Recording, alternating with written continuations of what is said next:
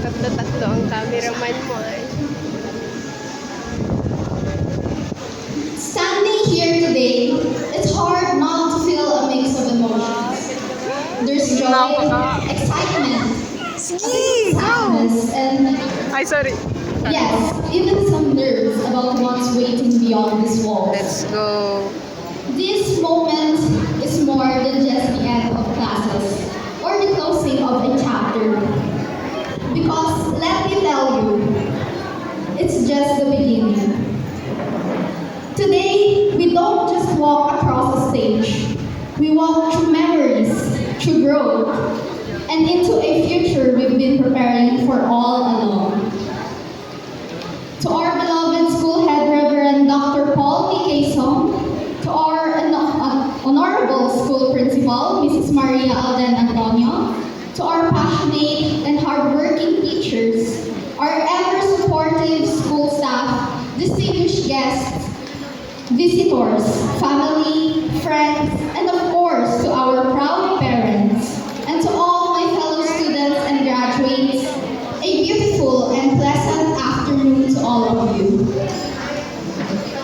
You see, behind every uniform, every test paper, every discussion, there was a story. A story of resilience, of growth, of learning not just English or math, but life. We've stumbled and stood back up, laughed until we cried, and cried until someone made us laugh again. We faced pressure, doubts, and uncertainty. Yet we kept showing up.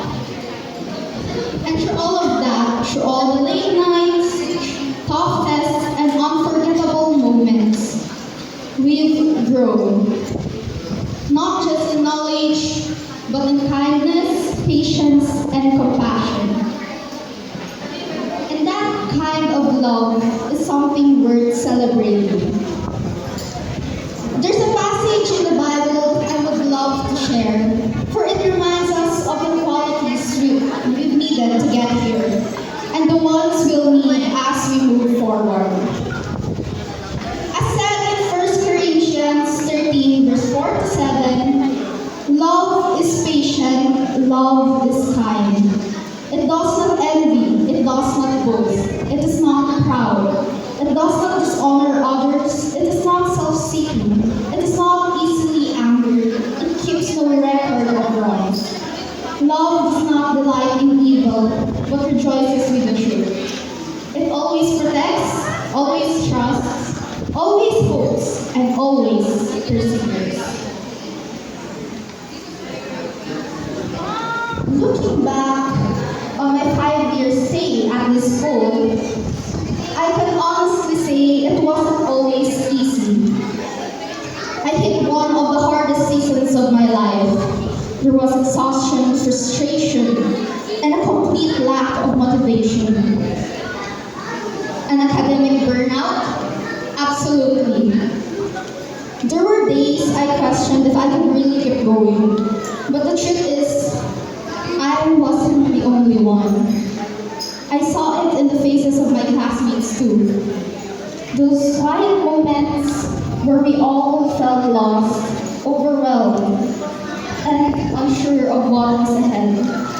Many of us had to find our own way, sometimes without clear direction. But even in that uncertainty, we kept moving. And now, standing here, I know why. Because even in the silence, God was present.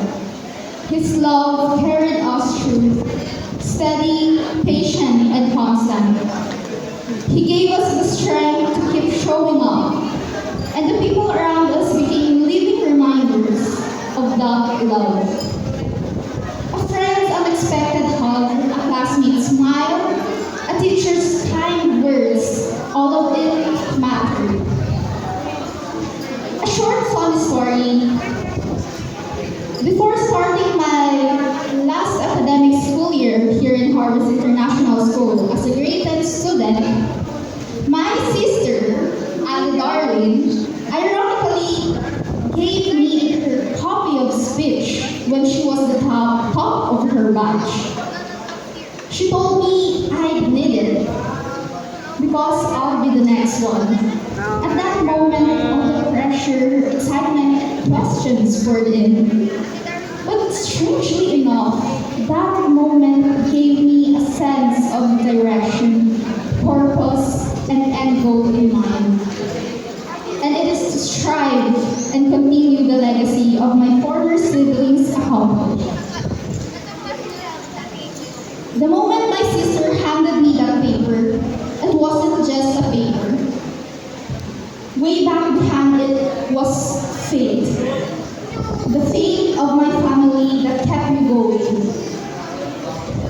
that kept me pushing, and it was my duty to put it all in action. Thoughts flooded in. What if I didn't make it? What if I was the only disappointment? What if it was a skill issue? How could it be possible? But this verse reminded me. James 2 verse 17 says, so you see, faith by itself isn't enough.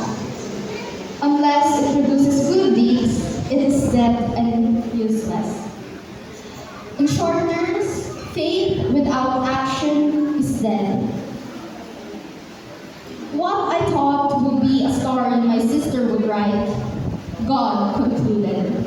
And so here I stand in front of all of you today to officially say it was worth it all. And looking back, it was all done. My sister may have written a draft and shared thoughts about my destination, but God proved it today. When my ate placed a comma, God placed a period. It was not only what ifs in life that led me here, but all the even ifs. Rather asking, what if I don't make it? I started saying, even if I don't make it, God has a plan for me. Because His rejection leads to a better redirection. Now, as I take this moment to look back, I know I couldn't have reached this point alone. First and foremost, to our Almighty God, thank you for being my constant when everything felt unstable, for never leaving my side, for giving me strength on the days I had none, and for showing me a love so deep it carried me through the toughest moments. To my teachers, thank you for your patience, your wisdom, and your constant encouragement. You didn't just teach the lessons, you shaped us into better people. Your words, even the small ones, made a big difference in our lives. I'm truly thankful for every moment you believed in us, especially when we didn't believe in ourselves. To Miss Joshelle, your unwavering love never failed me. Even when we as a class doubted ourselves, even when we stumbled, thank you for being our strength when we were weak, and our home when the world felt too heavy, because you believed in us when we couldn't. To Sir Pat, our student council advisor and the longest and most ancient teacher who has stayed here in Harvest, thank you for all the support and time you spent with us despite your busy schedule. Grabe sa age. To Ma'am Laika, your loving care to us was like how a mother would watch a child to sleep. Your eyes speak more than words, just like how you impacted us beyond what we can say. To Ma'am Saison, every discussion was like entering a new world. It helped us explore beyond what we thought were our limits. To Sir Roy, thank you so much for all those silly times and silly moments we have spent with you. To Ma'am Sandin, thank you so much for making learning a lot easier. And to Sir Amor, you were a father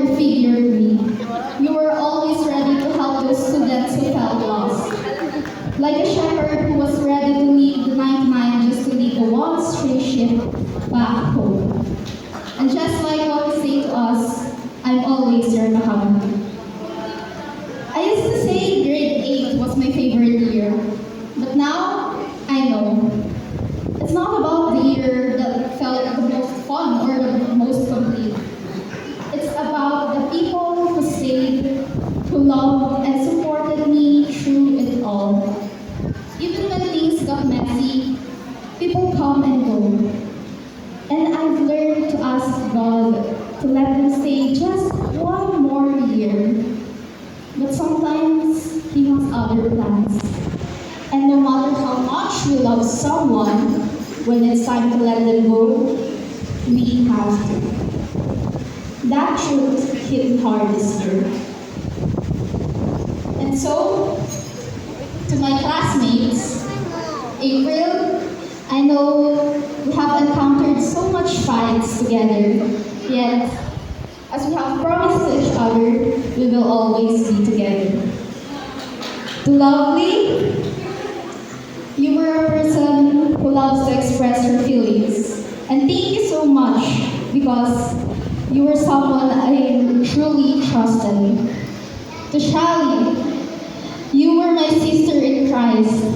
And you've said to us that you don't easily shed tears in front of others. Yet we've seen it countless of times. To Jaden, thank you for always lifting up the mood in our classroom. To Jem, you were our Spider-Man, and of course, our little brother in our classroom. And of course, to Coco, your smile that has always made us laugh for no reason. Thank you. And to all of you, you guys have been with me the most. Thank you for being more than just people I shared a classroom with. You became my second family. We laughed, stressed, crammed, and grew together. Even in the hardest times, you made school feel like home. I'm grateful for the memories we've made, the lessons we've learned, and the support we gave each other. I'll carry all of it with me always. Of course, to the reason why my heart kept pounding and doors kept opening, to my parents, Daddy Lorenzo Bautista and Mommy Leia Bautista, thank you doesn't feel like enough. You guys were the reason I stand here today with strength in my voice and purpose in my heart. Your sacrifices, seen and unseen, became the very foundation I stood on every day. You worked hard, gave up comforts, and carried the weight I didn't even know. Just so I could reach this moment. Your prayers followed me into every classroom, through every test, and through every breakdown I hid behind a smile. The love you gave me wasn't just comforting. It was powerful. It gave me direction, identity, and hope. I am everything I am today because you never gave up on me.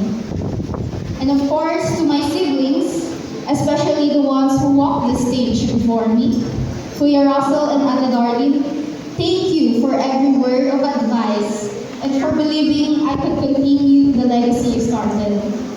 You never got tired of reminding, whether it was through late night pep talks or brutally honest roasts. God love, both from above and divine, pulled us through. It didn't just help us survive school, it helped us grow into people that we are today. So once again, congratulations batch of 2024 to 2025. We made it. Once again, I am Faith Nicole Bautista,